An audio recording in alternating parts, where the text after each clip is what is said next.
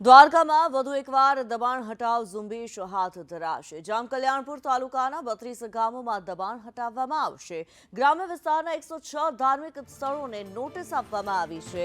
આગામી દિવસોમાં સરકારી દબાણો દૂર કરવામાં આવશે, ત્યારે સરકાર દ્વારા જે પ્રમાણે દબાણ હટાવ ઝુંબેશ શરૂ કરવામાં આવી છે। જામકલ્યાણપુર તાલુકાના 32 ગામોમાં દબાણો હટાવવા માટે નોટિસ આપવામાં આવી છે।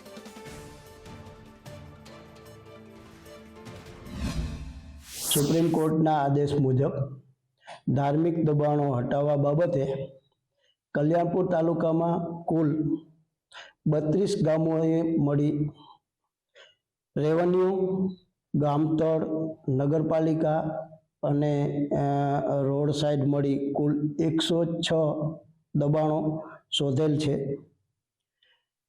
તેના માટે 13/9/24ના રોજ અમે પ્રથમ નોટિસ આપેલ છે। ત્યારબાદ 11/2/25ના રોજ દબાણ હટાવવા માટેના આયોજનની કમિટીની મિટિંગ બોલાવવામાં આવેલ છે। ત્યારબાદ 20/2/25ના રોજ બીજી નોટિસ આપેલ છે।